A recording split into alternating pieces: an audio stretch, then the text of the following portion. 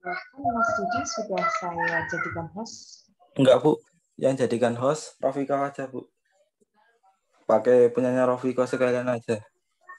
Berarti hostnya tolong dialihkan. Ya, Bu.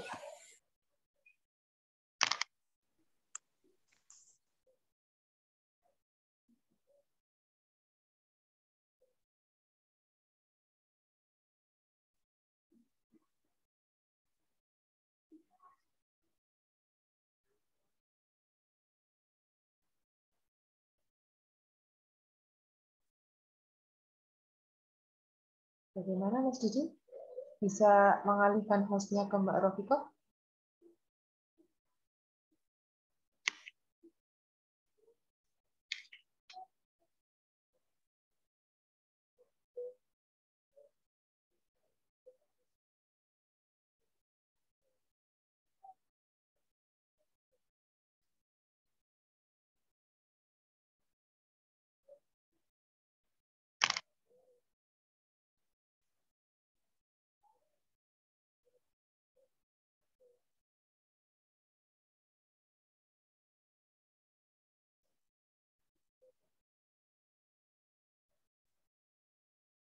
Bu, kalau pakai HP itu caranya gimana ya, Bu? Di partisipan, Mas. Sama saja di partisipan, kemudian cari namanya Mbak Rofiko, klik more, nanti ada tulisan make a host gitu. Nah, sudah. Mbak Rofiko sudah jadi Udah, Bu. host. Ya, terima kasih Mas Didi. Silakan Mbak Rofiko untuk slide-nya.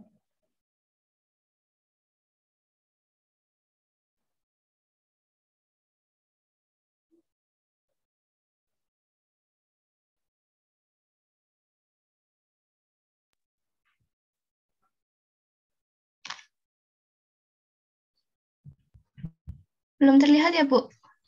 Sudah. Udah.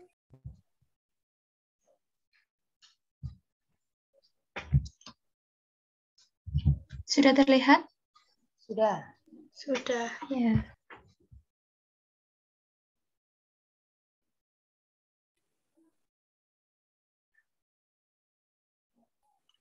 Monggo Mas Didi. Oke. Sebelum mulai perkuliahan pada malam hari ini, alangkah baiknya kita berdoa menurut kepercayaannya masing-masing. Berdoa mulai.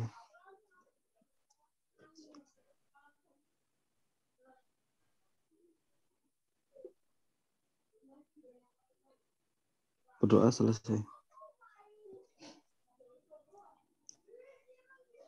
Oke, pada malam hari ini saya akan mempresentasikan tentang keterampilan memberi penguatan. Apa itu keterampilan memberi penguatan? Jadi, keterampilan memberi penguatan merupakan kemampuan guru dalam memberikan respon terhadap perilaku siswa dalam kegiatan belajar mengajar. Gunanya apa? Agar siswa terdorong untuk meningkatkan perilaku positif tersebut.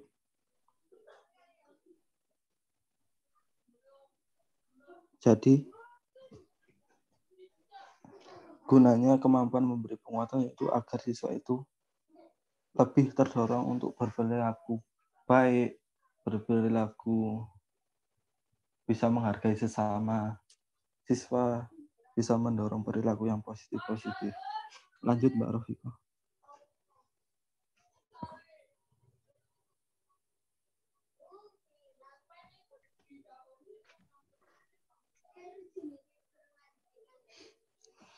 Untuk selanjutnya yaitu tujuan pemberian penguatan. Yang pertama yaitu meningkatkan perhatian siswa. Maksudnya meningkatkan perhatian siswa yaitu kita didorong bagaimana siswa itu bisa memperhatikan kita dalam proses belajar mengajar. Yang kedua, memberikan motivasi kepada siswa.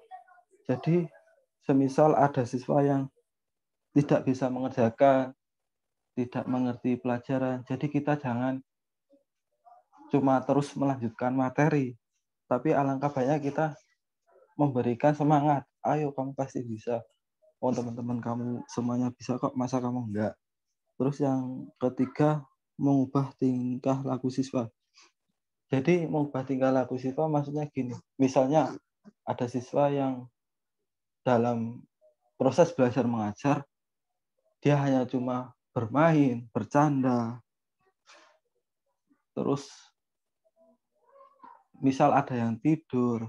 Nah, itu bagaimana kita seorang guru bisa memberikan agar mereka itu bisa memperhatikan kita. Terus yang keempat, meningkatkan belajar sehingga menjadi produktif. Yang kelima, meningkatkan kepercayaan diri siswa. Maksudnya kepercayaan diri siswa yaitu agar jadi kita itu sebagai guru itu bisa memberikan bahwa kamu itu bisa mengerjakan, jangan cuma mencontek, mengcopy paste gitu. Terus yang terakhir, memudahkan siswa belajar. Jadi kita sebagai guru yaitu bagaimana kita bisa memberikan atau menjelaskan sebuah pelajaran itu dengan mudah dan baik. Lanjut Mbak Rafika.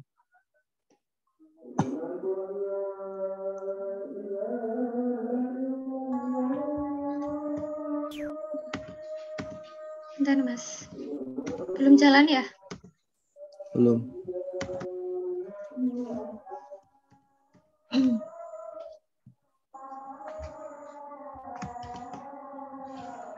Sudah terlihat? Lalu kita akan mempelajari tentang jenis-jenis penguatan. Pada penguatan yaitu ada dua jenis penguatan. Yang pertama penguatan verbal dan penguatan non-verbal. Jadi penguatan verbal yaitu lebih ke penguatan yang menggunakan kata-kata pujian atau penghargaan. Sedangkan penguatan non-verbal yaitu merupakan suatu pendekatan yang menggunakan gerak isyarat, sentuhan, dan sebagainya. Lanjut Mbak Rafika.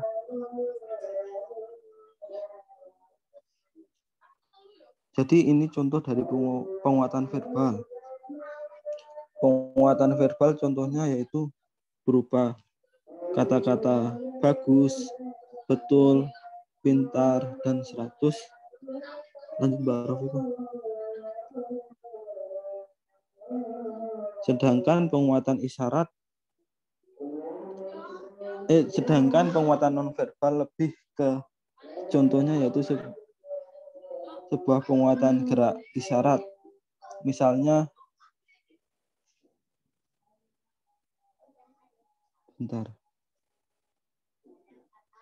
Misalnya gerak anggukan, kedipan, terus gerak lambian tangan.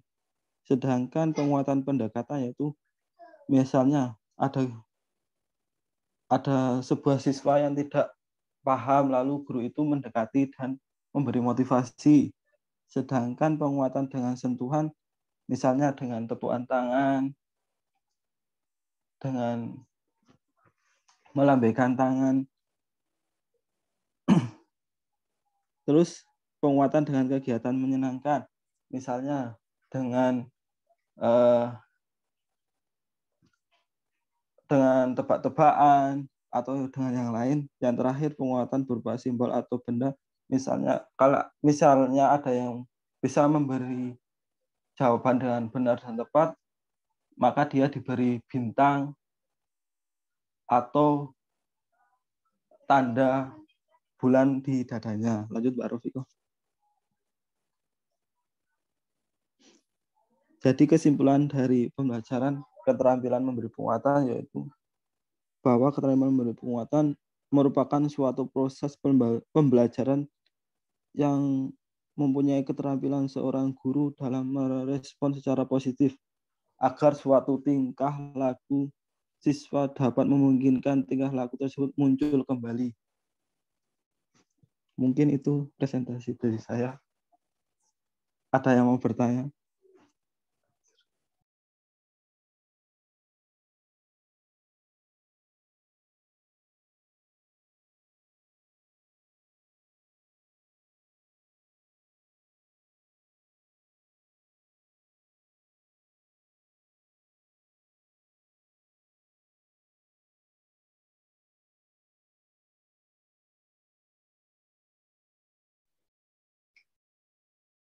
Silakan barangkali ada yang mau menanyakan terkait dengan keterampilan memberikan penguatan, mungkin terkait pengalamannya atau sharing apapun itu. Boleh pertanyaan, boleh sharing pengalaman.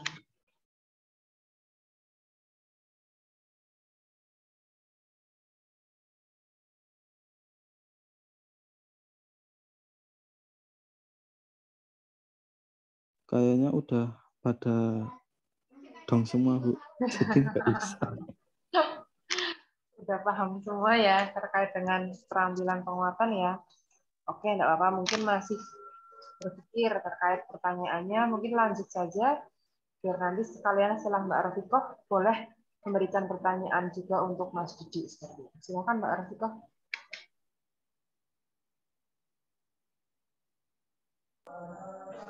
Baik, sudah terlihat ya, Bu? Baik, terima kasih waktunya. Assalamualaikum warahmatullahi wabarakatuh. Perkenalkan, nama saya Rafika Nusa Fitri dengan NIM 192180032.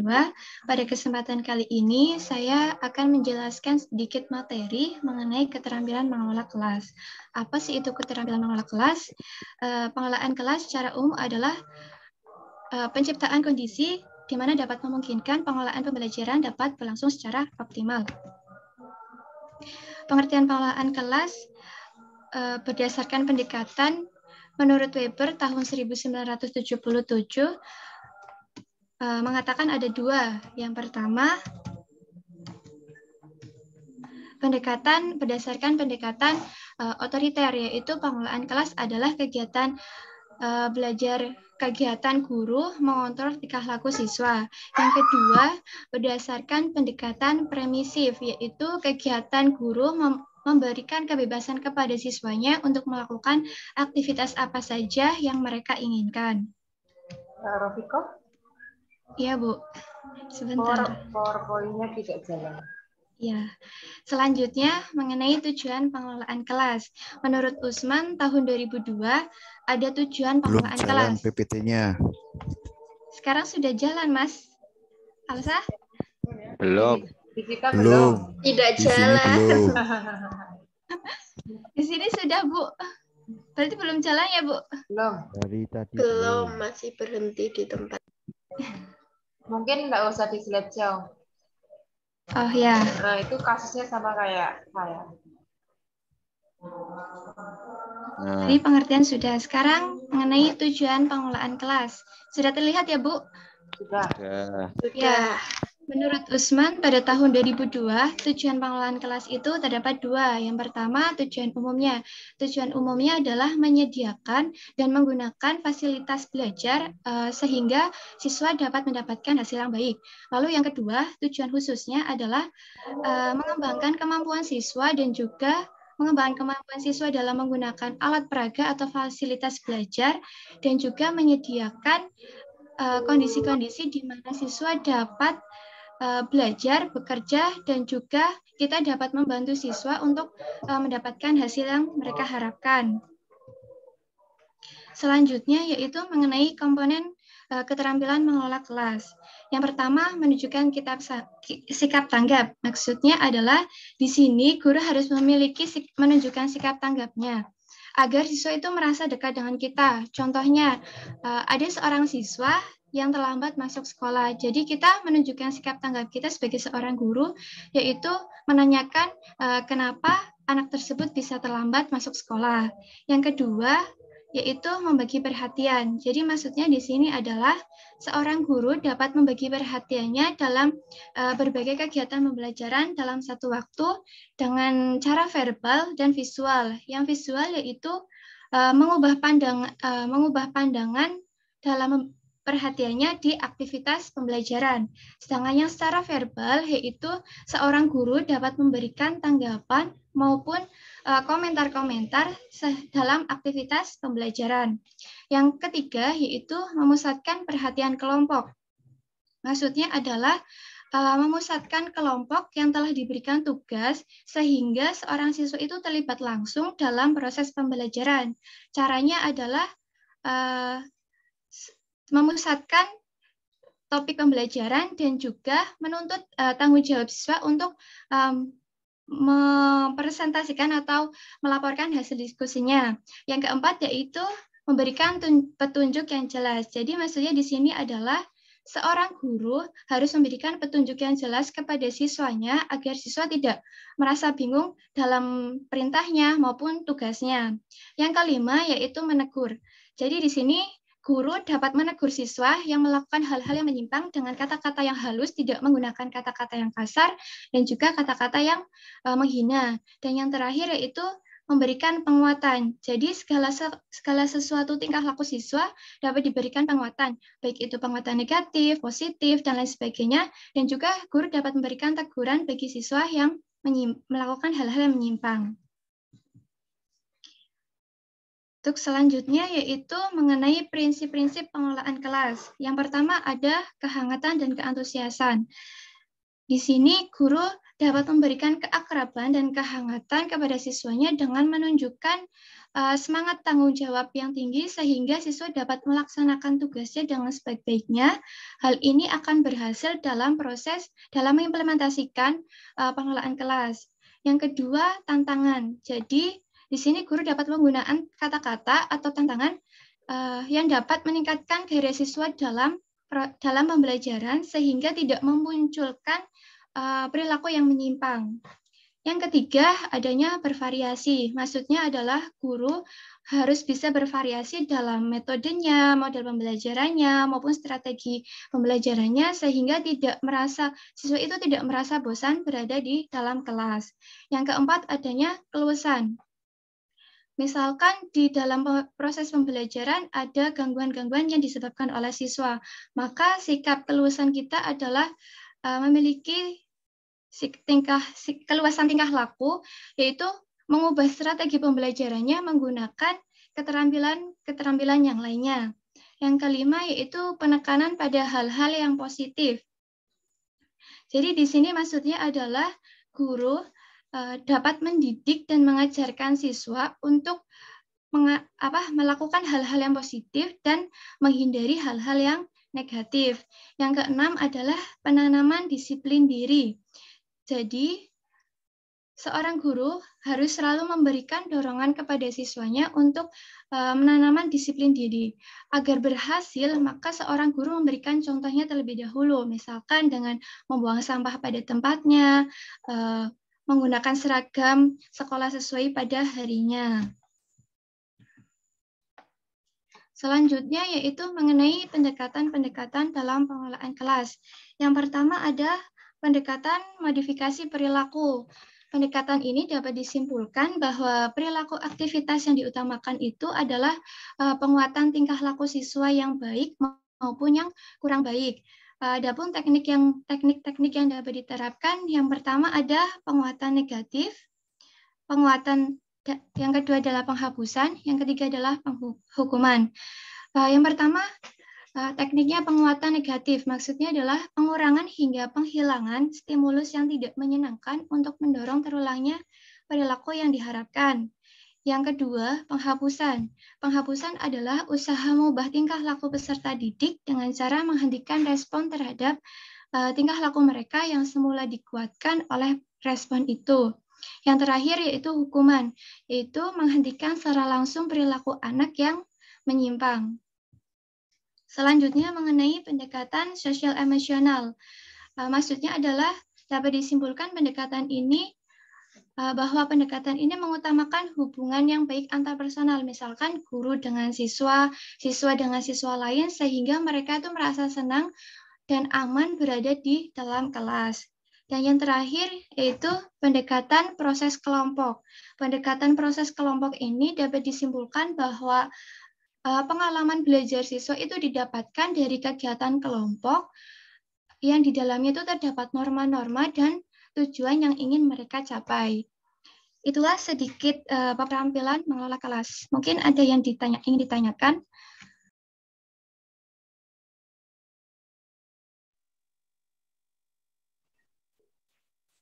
Saya, Mbak.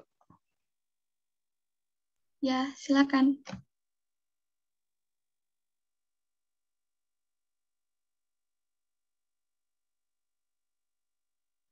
Kan di sini kan konteksnya tentang keterampilan mengelola kelas.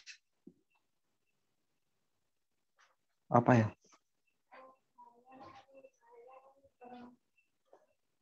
Yang saya ingin tanyakan, kan pastikan kalau di kelas kan ada yang apa ya? Ada manajemen kelas.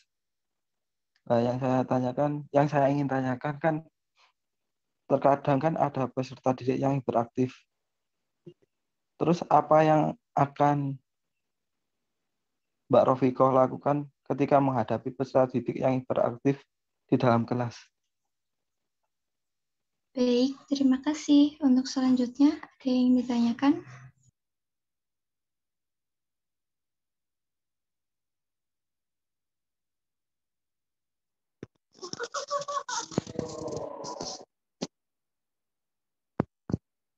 Ini tadi presentasinya Mas Didi nggak ada yang tanya ya? Saya Ada, ingin Mas. bertanya, Mas Didi. Silakan. Oh Ya. ya, terima kasih. Pertanyaannya, mengapa harus ada penguatan negatif yang mungkin harus diberikan oleh guru kepada siswanya dalam proses pembelajaran? Terima kasih. Maksudnya penguatan negatif itu yang seperti apa ya, Mas?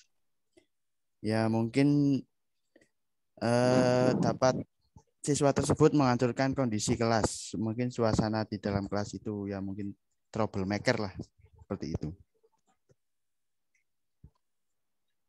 Oh iya, Maksud dengan pertanyaan saya? tidak. Gimana? Ini saya ulangi lagi. Ditulis di kolom chat aja, Mas. Oh iya, siap. Ditulis. Mas Didi, Iya, dengar suara nggak? denger, Mas. Kamu itu pulang loh ke situ. Tadi kan materi jenengan tentang penguatan kepada siswa ya. Itu bentuknya bagaimana, perilakunya guru terhadap siswa bagaimana?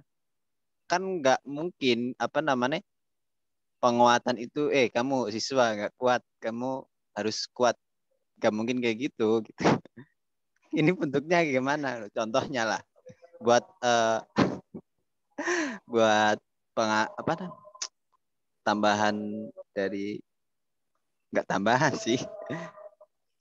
Siapa tahu nanti jawaban Anda juga berpengaruh kepada mahasiswa lain.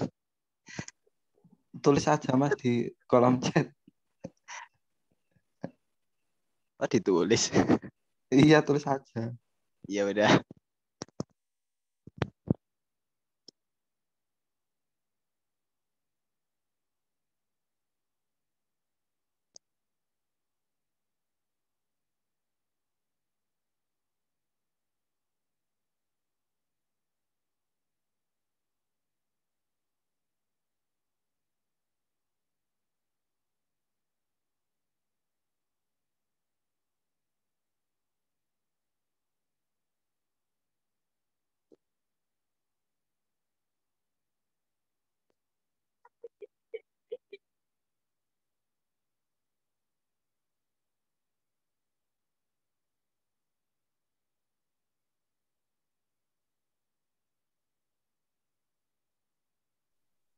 Sudah saya tulis pertanyaannya, Mas Didi.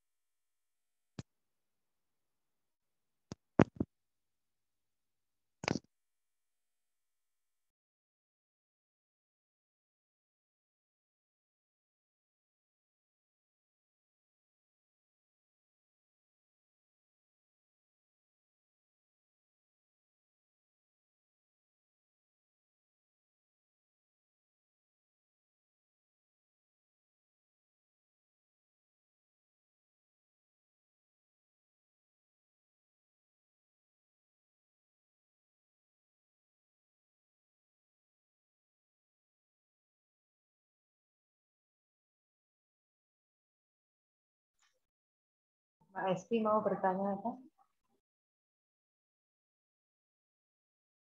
Iya, sebentar. Saya mau bertanya kepada Mbak Rofiko. Mbak, silakan. Tadi materinya tentang pengolahan kelas ya, Mbak. Iya, iya. Bagaimana cara Mbak Rofiko mengatasi salah satu masalah dalam pengolahan kelas, yaitu kurangnya ke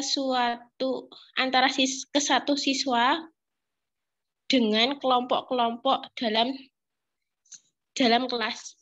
Nanti saya tuliskan saja ya, Mbak, kalau kurang jelas. Mbak, boleh. Oke. Terima kasih.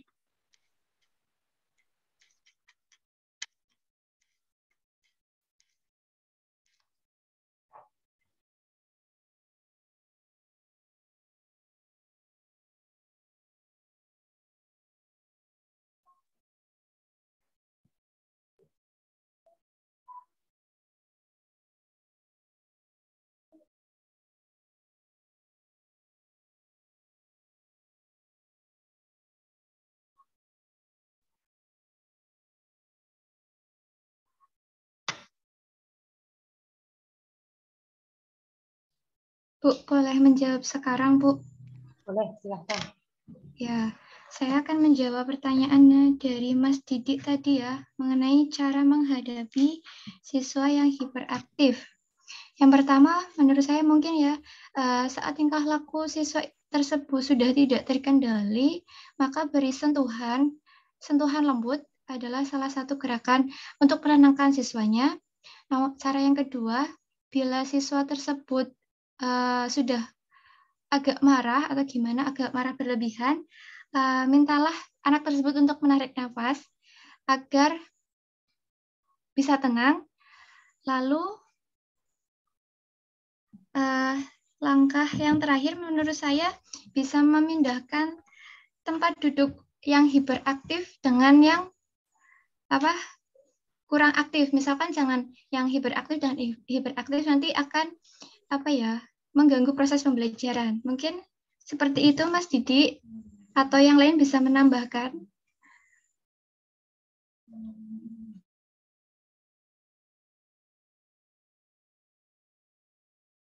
Ya kan barangkali yang lain ada pengalaman yang menambahkan.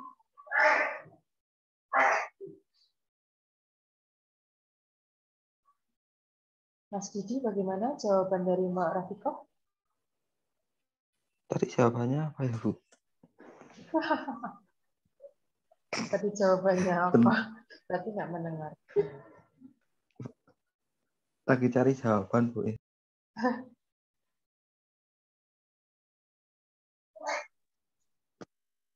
Ulang lagi mungkin Mbak Rafiko. Baik, Mas Didi, bisa mendengarkan saya?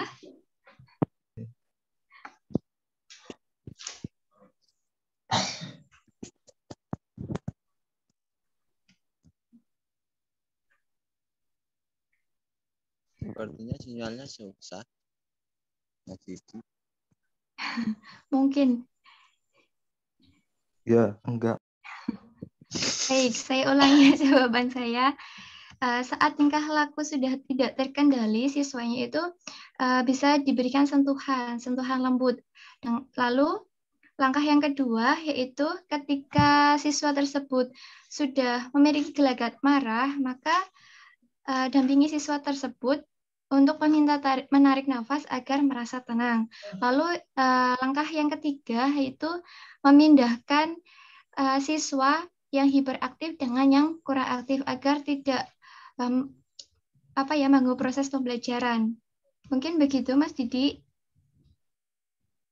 Bagaimana? Mas full. Iyalah, Mbak.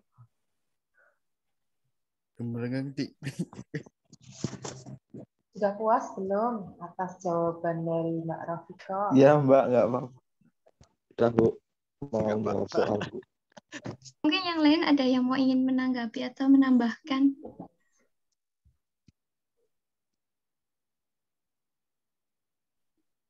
Ada tambahan dari yang lain?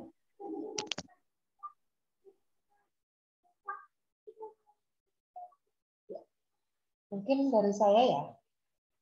Kalau dari saya mungkin terkait dengan adanya siswa yang hiperaktif di kelas, bagaimana sikap guru seperti itu kan ya? Kurang lebih pertanyaannya. Sebetulnya jawaban dari Mbak Rafika itu sudah betul. Itu tahapan-tahapannya memang seperti itu. Jadi tadi menggunakan sentuhan dulu, kemudian disuruh menarik nafas dan memisahkan antara yang hiperaktif dengan yang hiperaktif. Jadi harus dipisahkan.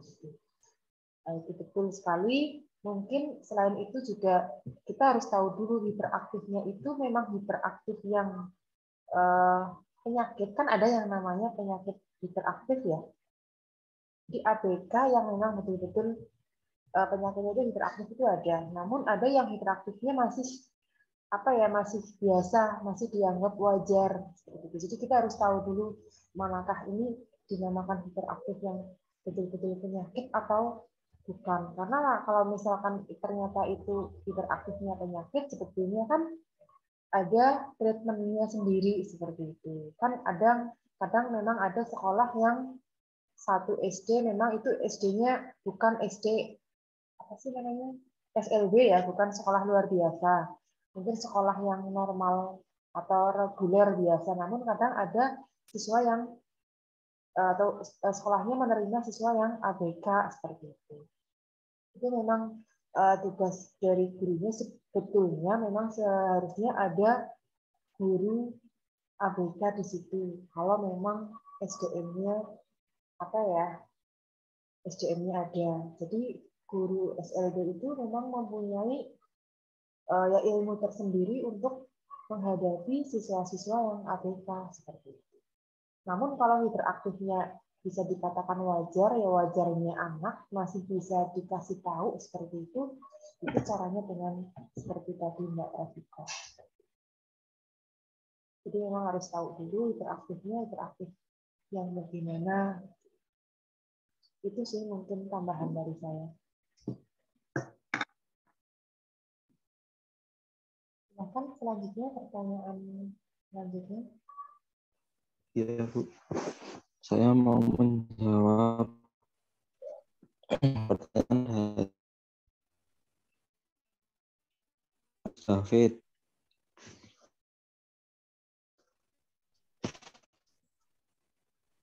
Contoh bentuk penguatan kepada siswa itu yang bagaimana sih? Contohnya ya, misalnya gini Mas. Mungkin kan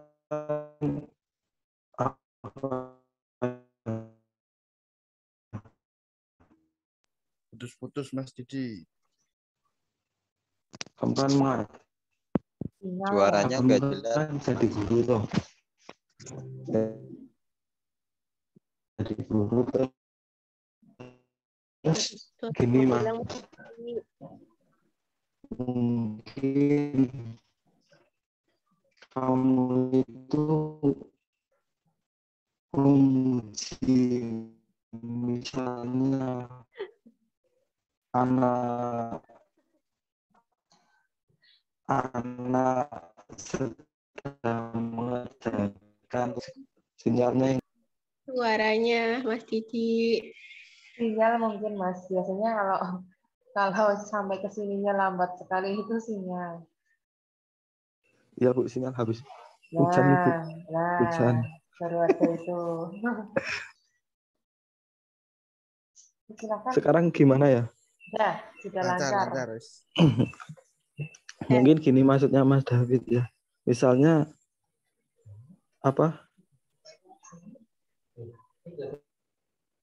Misalnya kan contoh pemberian penguatan itu bagaimana? Kamu kan besok kan jadi guru toh. Terus ada anak-anak yang sudah mengerjakan. Ya, mungkin gini Mas. Kamu itu memuji misalnya, wah pekerjaanmu baik sekali. Nah, itu kan contoh dari penguatan verbal yang tadi saya jelaskan. Sedangkan contoh dari penguatan non verbal misalnya seorang guru mendekati peserta didik yang sedang mengerjakan tugas untuk menimbulkan kesan agar mendukung siswa itu bisa mengerjakan tugas. Mungkin gitu, Mas. Gimana ya, Mas?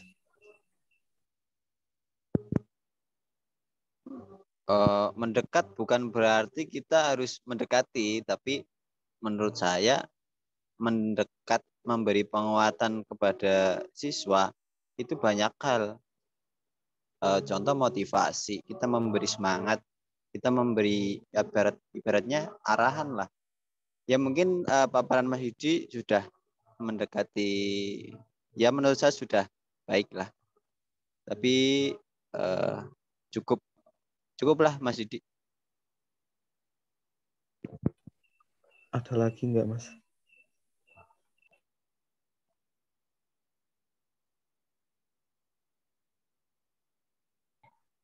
Baik, saya akan menjawab pertanyaannya Mbak Esti. Bagaimana cara mengatasi masalah dalam pengelolaan kelas, yaitu kurangnya kesatuan antara siswanya karena dalam satu kelas ada kelompok-kelompok dalam satu kelas. Maksudnya dalam satu kelas itu bergeng atau gimana, Mbak? Iya, ada geng dalam satu kelasnya, Mbak. Maksudnya begitu.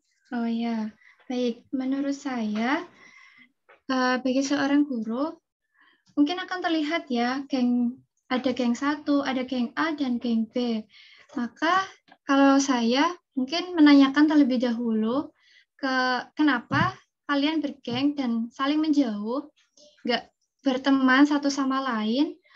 Lalu langkah kedua, saya memberikan tugas kelompok. Misalkan geng A dengan geng B itu dicampur. Udah nggak, Mbak? Ya, biar nggak cuma temannya itu tok.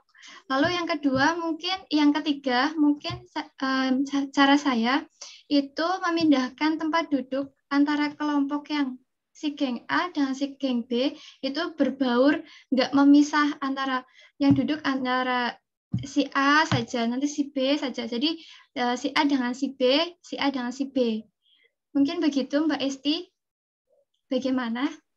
Oh, jadi caranya memisahkan antar gengnya ya? Ya, biar mereka bisa berteman satu sama lain, tidak memilih. Oh, iya, ya. Bisa, Mbak. Mungkin begitu. Terima kasih, Mbak Rafiko. Ya, sama-sama.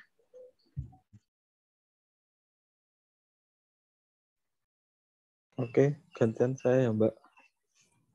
Saya mau menjawab pertanyaan dari Mas Alsa.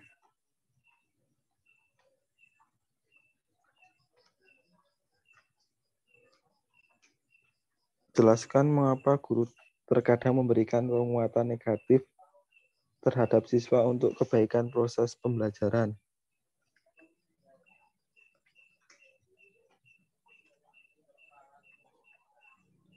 Mungkin gini ya, Mas. Pemberian penguatan yang negatif mungkin akan tercapainya terlaksananya proses pembelajaran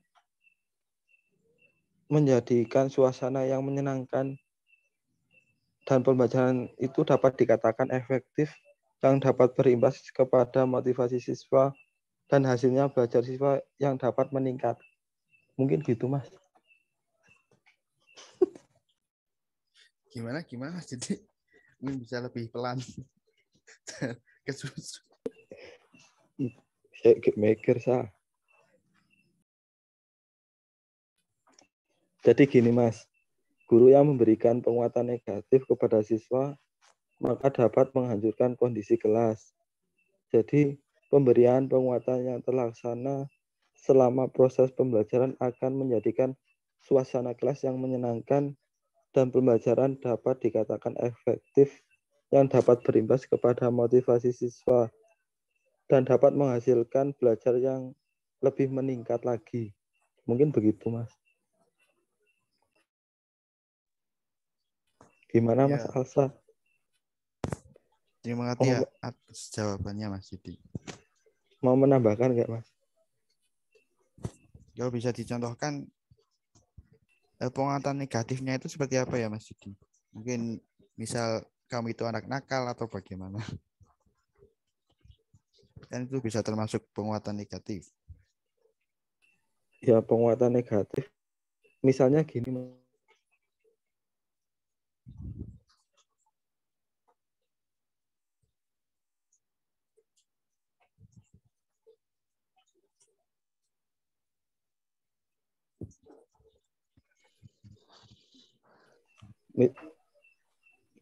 Itu mau tanya tentang contohnya atau penjelasannya, Mas? Ya, bisa dicontohkan penguatan negatif yang memberikan kebaikan dalam proses pembelajaran.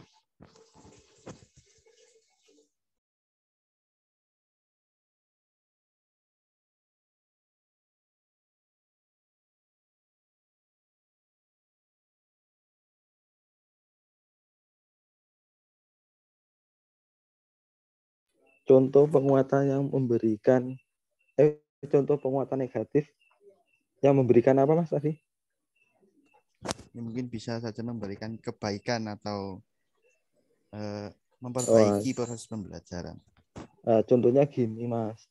Misalnya penguatan negatif yang memberikan proses pembelajaran, misalnya memberikan tugas tambahan agar siswa itu lebih maju lagi. Jadi misalnya memberikan PR, memberikan tugas-tugas di rumah agar siswa itu tidak pulang sekolah langsung layap gitu, Mas. Langsung pergi. Agar dia bisa belajar lebih giat lagi gitu, Mas. Jadi penguatan negatifnya yaitu memberikan tugas tambahan gitu, Mas. Gimana, Mas? Ya, baik. Terima kasih atas jawabannya, Mas Didi.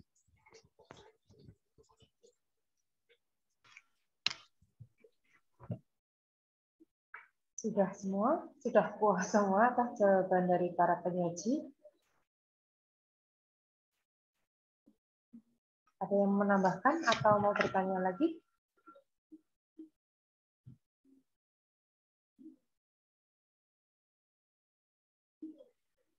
Tidak ada. Ya, sudah. Kalau tidak ada mungkin ya saya ya. Tadi yang pertama, Mas Didi memaparkan terkait dengan keterampilan memberikan penguatan. Ya, sebetulnya memang keterampilan memberikan penguatan mungkin yang selama ini atau yang ada di buku keterampilan dasar mengajar mungkin memang hanya ada keterampilan positif. Gitu. Namun sebetulnya betul yang dikatakan Mas Alsa, ada keterampilan, ada yang namanya penguatan negatif. Gitu.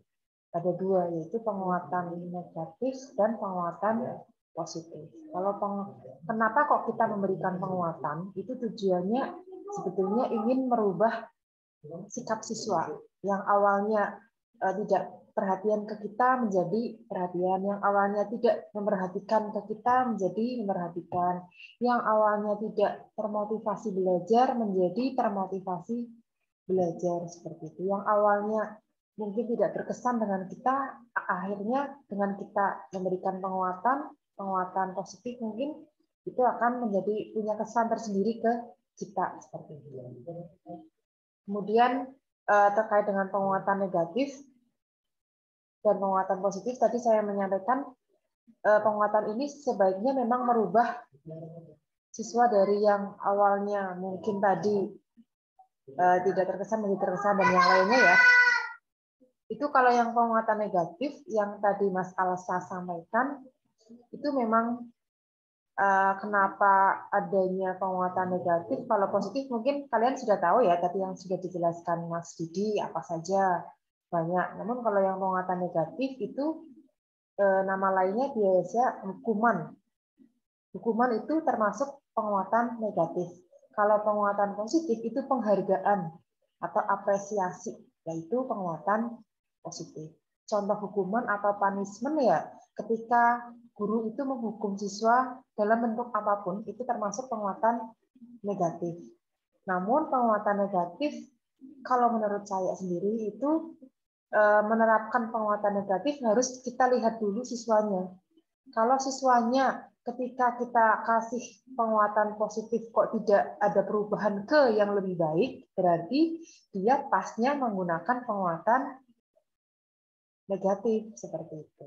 Kalau misalkan dia dikasih penguatan negatif, kok tambah ngedrop, tambah ngedown, tidak, malah perubahannya menjadi lebih tidak baik, menjadi lebih jelek lah. Berarti dia termasuk siswa yang harus diberikan penguatan positif seperti itu. Jadi memang perlu mengetahui karakteristik setiap siswa kita sendiri.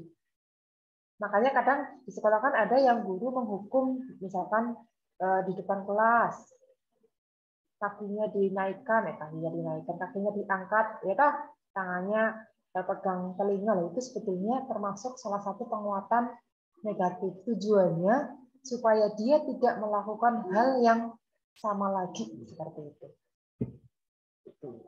Itu tujuan penguatan seperti itu. Kalau yang negatif ya, tujuannya supaya dia berubah ke yang lebih baik.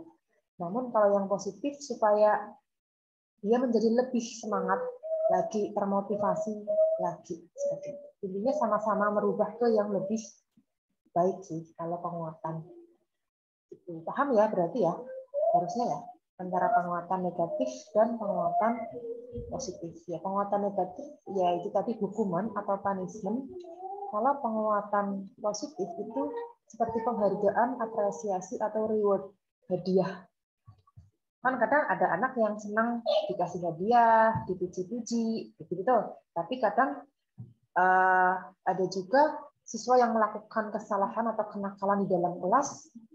Ya, untuk merubah dia supaya tidak terus melakukan hal itu, berarti kita harus memberikan penguatan negatif. Jadi ada sasaran-sasaran tertentu. Kapan kita memberikan penguatan positif, kapan kita memberikan penguatan negatif. Iya, kemudian tadi Mas Didi mungkin sudah menjelaskan juga ketika memberikan penguatan, terutama penguatan yang positif ya, itu juga harus gurunya harus niat lah. Niat memang betul-betul memberikan penguatan positif, jangan pura-pura. Pura-pura supaya siswanya lebih termotivasi lagi, lebih semangat lagi. Tapi memang betul dari hati kita sendiri memang akan memberikan penguatan tersebut. Bukan hanya sekedar memang teorinya seperti itu, bukan. Tapi memang dari hati kita. Jadi betul-betul niat kita memberikan penguatan. Itu nanti akan dirasakan oleh siswa. Guru ini betul-betul mengapresiasi kita atau memang hanya pura-pura. Karena kita kan nggak suka ya kalau ada yang cuma pura-pura. Kemudian terkait dengan penguatan tadi, sebisa mungkin ketika siswa sudah berusaha mengerjakan sesuatu, namun ada kesalahan, kurangilah komentar negatif ke siswa. Jadi siswa-siswa yang seperti itu harus kita bangkitkan semangatnya, harus kita bangkitkan motivasinya supaya lebih baik lagi. Otomatis dengan siswa yang seperti itu berarti harus diberi penguatan positif. Kalau penguatan negatif, tadi yang sudah saya sampaikan, ketika ada siswa yang melakukan hal yang tidak kita inginkan dalam artian nakal atau kurang sopan, seperti itu dikasih negatif. Gitu. Jadi kurangi respon atau komentar negatif kepada siswa yang memang betul-betul dia sudah berusaha namun masih ada kesalahan. Itu kan itu semangat ya. Kemudian tadi sudah dijelaskan terkait dengan pertanyaannya Mas David, bentuk penguatan bagaimana? Tadi sebetulnya sudah disampaikan sama Mas Didi. Bentuknya itu dalam bentuk nonverbal ataupun verbal. Yang memang membangkitkan motivasi dan semangat siswa. Kasih jempol itu juga sudah termasuk bentuk penguatan positif. Tepuk tangan, bilang bagus, bilang good job, intinya yang mengapresiasi siswa. Memang betul tadi ketika mendekati siswa, bahkan misalkan menepuk pundaknya, itu juga sudah dikatakan penguatan. Karena kadang ada siswa yang memang dia lebih senang diperhatikan. Begitu. Ada yang ketika gurunya mendekat, dia merasa terlindungi, merasa senang. Nah, itu sudah masuk ke dalam memotivasi siswa. Memang bentuknya bermacam-macam dan setiap siswa itu kebutuhannya berbeda-beda. Itu ya. Tuh, kemudian tadi pertanyaannya Mas Alfa sudah ya. Kenapa kok harus ada penguatan negatif? Yaitu untuk menghadapi siswa-siswa yang bisa dikatakan nakal. Kan kadang ada yang luar biasa ya, yaitu caranya menggunakan penguatan negatif supaya dia jera tidak melakukan hal itu lagi. Itu tujuan. Namun ya ketika memberikan penguatan negatif jangan terlalu kejam ya, yang memang dia bisa melakukan dan dia jera seperti itu. Mungkin kalau sekarang hukumannya tidak terlalu kejam seperti zaman dulu ya. Kalau zaman dulu itu luar biasa itu hukumannya. Misalkan dicubit sampai biru itu sudah masuk ke penguatan negatif, itu dicubit sampai biru. Dulu masih biasa saja, nggak apa-apa orang tuanya. Kalau sekarang ya nggak boleh ya. Itu tindakan apa namanya? Tindakan yang tidak baik kalau di dunia sekolah. Itu terkait dengan keterampilan memberikan penguatan. Dari situ ada yang ditanyakan sebelum saya lanjut ke pengelola kelas? Ada, Bu. Nah. Tadi kan disebutkan apa ya? Yang pertanyaannya Mas Alsa itu kan pakai penguatan positif dan negatif. Ya. Kalau anak itu nggak bisa dibilangin pakai penguatan negatif dan positif itu gimana, Bu? Kan kadang-kadang ada anak-anak yang double itu.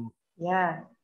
Itu gimana? Kalau double itu harusnya negatif itu. Tapi kan kadang-kadang itu apa ya, Bu? Yang nggak bisa dibilangin gitu, Bu. Udah apa ya? Udah lueh-lueh lah gitu, Bu. Itu butuh. Kadang-kadang kan gurunya sampai udah kamu masuk terserah nggak masuk terserah gitu kan, kadang-kadang ada yang kayak gitu. Ya, ada juga. Kalau seperti itu, mungkin kita bisa komunikasikan dengan orang tuanya. Jadi, dia kenapa kok dia seperti itu? Jadi, kan kita juga mungkin belum tahu ya, kenapa dia berperilaku seperti itu, yang memang susah dibilangin. Kemungkinan itu ada faktor-faktor lain yang dari keluarganya atau dari lingkungan sekitarnya yang mempengaruhi dia menjadi seperti itu. Jadi, memang harus ditanyakan dulu kepada orang tuanya, atau mungkin orang tuanya dipanggil ke rumah, ke sekolahan, nanti ditanyakan dia kenapa seperti itu. Kalau sudah tahu alasannya, mungkin dia memang di rumah kurang perhatian dan yang lainnya, dan itu nanti bisa menggunakan treatment yang lainnya. Jadi harus seperti dicari tahu dulu lah akar permasalahannya di mana. Itu Mas Didi. Ya, Bu, makasih, Bu. Jadi kayak guru BK lah. Nah, itu kan berarti udah kelewatan ya. Ya memang betul, saya pun ya kadang merasakan ya ada mahasiswa yang kayak gitu, misalkan seperti itu ya. Kadang saya juga kayak gitu. Kok bisa ya, maksudnya kita sudah memberikan menyemangati, dia masih seperti itu. Ketika saya sudah ibaratnya mengeluarkan kalimat yang mungkin dalam, dia masih seperti itu juga. Berarti kan kalau seperti itu biasanya, ini kalau saya ke mahasiswa ya, itu biasanya saya panggil mahasiswanya, kenapa dia suruh cerita, kenapa seperti itu. Mungkin ini juga bisa diterapkan di kalian ketika SD. Mungkin anaknya mungkin diajak cerita secara dalam, maksudnya dari hati ke hati. Seperti dia bercerita dengan temannya, seperti itu. Tidak apa-apa, biar dia terbuka kepada kita. Setelah itu mungkin kita cross-check-kan ke orang tuanya, ke orang terdekatnya. Setelah itu baru nanti kita tahu, oh ternyata permasalahannya seperti ini. Jadi biasanya ketika dia sudah mengeluarkan unek-uneknya, biasanya itu sudah mulai ada perubahan. Dia maunya apa? Kamu maunya apa supaya misalkan kamu bisa berubah ke yang lebih baik? Itu Mas Didi. Jadi Ya, kita harus tahu dulu dia permasalahannya apa dan kenapa seperti itu, dan dia maunya bagaimana. Ada lagi pertanyaannya terkait penguatan.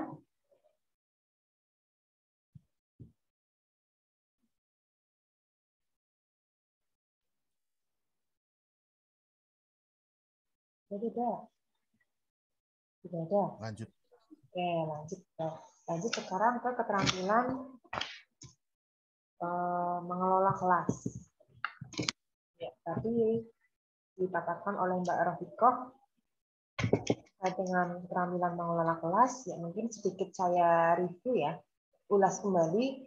Jadi kelas yang akan mungkin kita masuki nanti ketika kita sudah jadi guru, kalian sudah jadi guru itu kelas bisa dikatakan kekuasaannya kalian. Jadi kalian ya kayak rajanya seperti itu. Guru itu kayak rajanya kelas seperti itu. Karena apa? Karena guru yang bisa mengelola semuanya. Ketika ada satu raja atau pimpinan di dalam satu lembaga atau satu tempat itu kan dia bisa mengelola segalanya ya.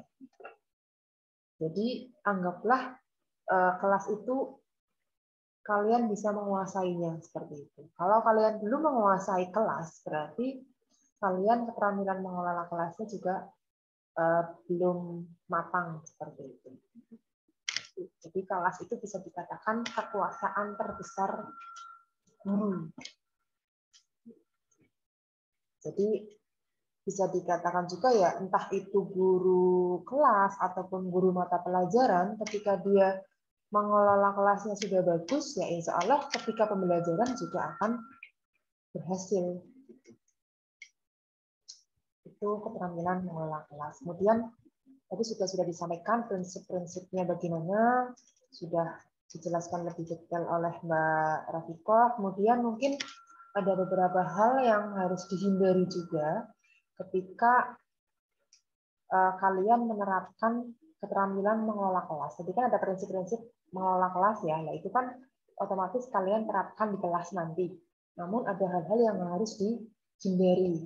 Misalkan kalian itu jangan terlalu campur tangan, terlalu banyak di dalam kelas. Jadi berilah kesempatan kepada siswa untuk ikut berpartisipasi aktif dalam pembelajaran. Jangan terlalu itu campur tangan berlebihan. Jadi kalian supaya siswanya aktif ya kita harus menjadi fasilitator. Gitu. Jangan melulu menjadi pemberi materi saja, namun kita juga menjadi fasilitator seperti itu. Maksudnya ketika memberi materi ya berikan kesempatan kepada siswa untuk berpendapat, untuk berdiskusi seperti itu. Itu maksudnya. Dan kalimat tadi ketika saya menyampaikan kalian harus menguasai kelas bukan berarti bukan berarti siswa itu harus bisa dikatakan pasif ya. Misalkan nurut sama gurunya seperti itu kan begitu maksudnya ya. Maksudnya menguasai ya kita bisa mengkondisikan kelas, bisa mengaktifkan kelas seperti itu. Bukan menguasai kayak supaya siswanya takut jadinya apa-apa nurut, bukan seperti itu ya. Tapi lebih ke mengaktifkan dan mengondisikan siswa seperti itu. Itu tadi hal yang harus dihindari. Yang pertama, jangan terlalu campur tangan berlebihan, berikan kesempatan kepada siswa. Kemudian yang kedua,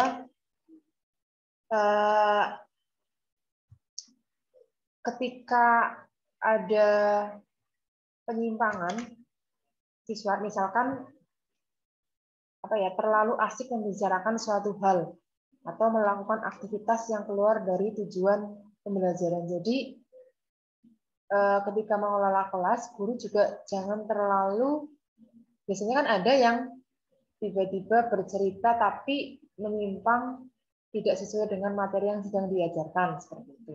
Boleh itu sebagai pengalaman yang relevan dengan materi, namun jangan terlalu menyimpang dan jangan terlalu banyak. Itu sih. Itu hal yang harus dihindari. Dan kita kalau sudah cerita, kadang kebablas itu yang harus dikendalikan. Kemudian jangan pula terlalu bertele-tele dalam memberikan pembelajaran. Intinya apa? Harus jelas, harus padat, jelas begitu. Jangan terlalu memberikan basa-basi yang berlebihan namun isinya sedikit seperti itu. Jadi mending singkat, padat, jelas dan mereka paham.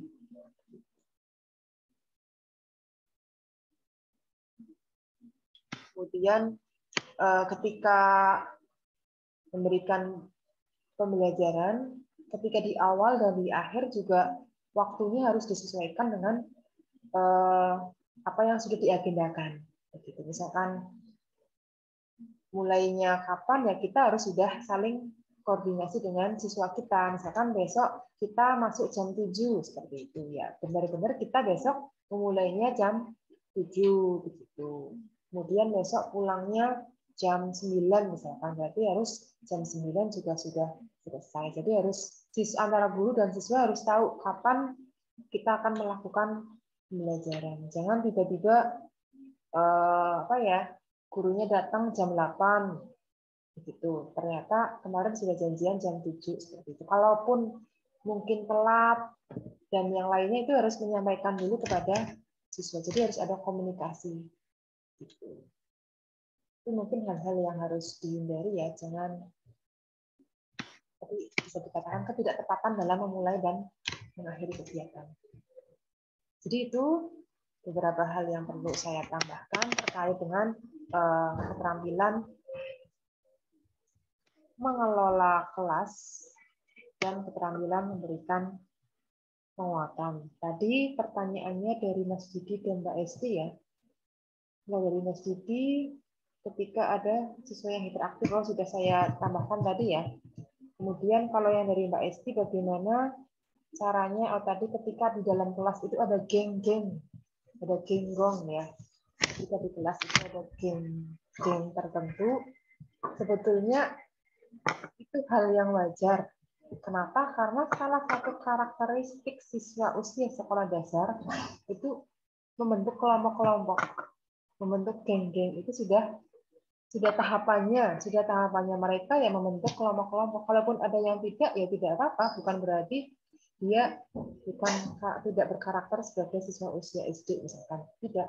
Jadi memang ada beberapa anak yang suka membuat geng, itu sudah dikatakan wajar. Namun cara kita menghadapinya, ya tadi sudah dijawab oleh Mbak Rafikoh, Nur Sahibri sudah betul.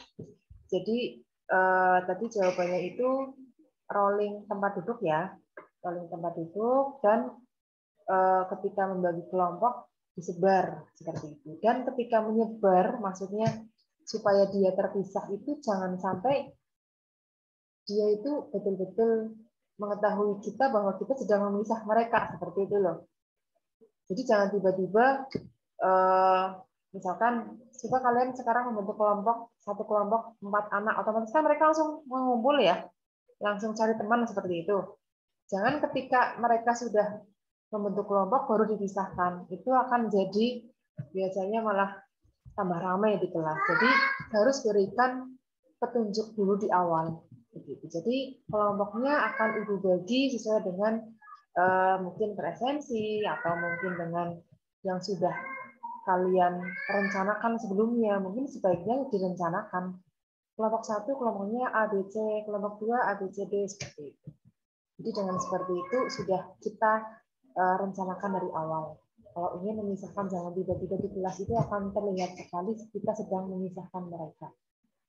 Seperti itu. Dan kegiatan memisahkan mereka itu juga harus terus-menerus. Jangan kadang-kadang dipisah, kadang-kadang enggak, seperti itu. Itu kalau kelompok. Kemudian kalau rolling tempat duduk, itu juga, jadi memang di awal semester mungkin sudah disepakati bahwa itu rolling tempat duduk akan ganti setiap minggu atau setiap hari apa, seperti itu. Itu mungkin Mbak Esti di Nugra ini. Memang nanti akan menjadi pengalaman yang mengesankan. Ketika kalian nanti terjun di SD, pasti ada hal-hal yang lucu lah. Jadi jangan dianggap beban ya, itu pengalaman kalian yang nanti akan bisa jadi cerita. Begitu. Saya menghadapi anak yang seperti ini, Saya dulu pernah menghadapi ngajar, jadi PPL tiba-tiba langsung ditugaskan di kelas 1.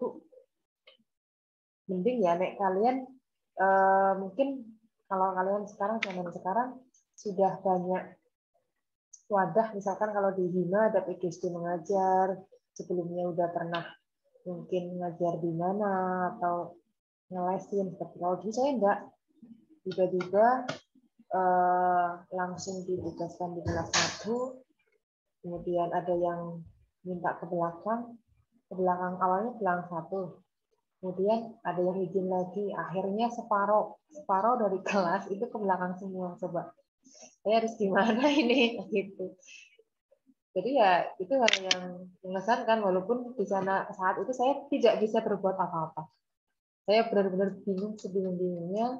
Untung ada guru yang mau membantu seperti itu. Kemudian ada ketika disuruh maju 1, maju semuanya, bingung seperti itu. Jadi ya itu hal-hal yang lucu sebetulnya kalau ingat ya lucu. Tapi ya mau gimana lagi ya, karena dulu memang belum banyak pengalaman ya. Tapi tetap ada yang membantu, ada guru pamong yang membantu, tenang saja. Yang namanya belajar kan tidak harus langsung berhasil ya. Jadi kita butuh proses untuk yang namanya berhasil. Jadi tidak apa-apa, tidak usah takut salah, tidak usah takut nilainya jelek, tidak usah takut. Kita usahakan semaksimal kita, gitu aja. Itu mungkin dari saya. Ada yang mau ditanyakan?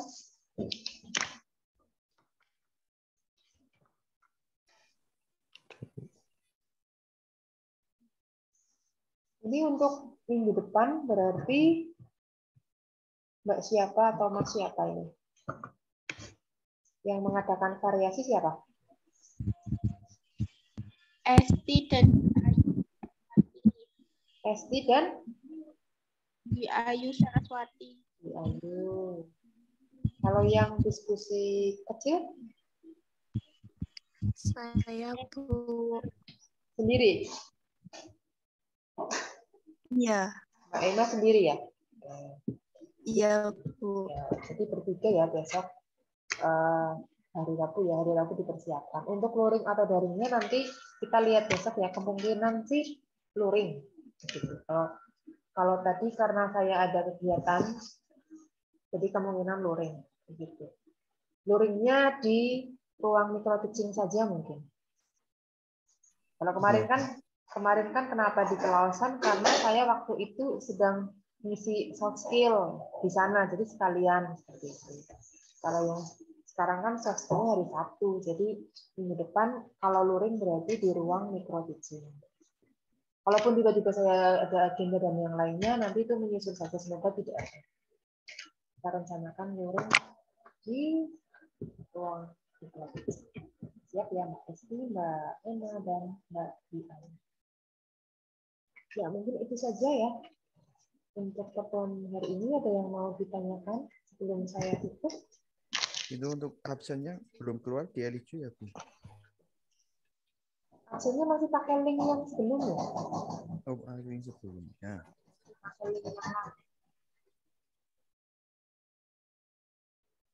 Saya rekap absennya itu biasanya setiap hari Minggu. Setiap hari Minggu saya download, kemudian saya rekap di manual. Jadi ketika kalian ada yang lupa, misalkan hari ini ada yang lupa tidak presensi, ketika presensinya hari Sabtu, ya insya Allah akan saya tetap ikutkan. Tapi itu kalau lupa ya, bukan karena tidak hadir tiba-tiba besoknya presensi.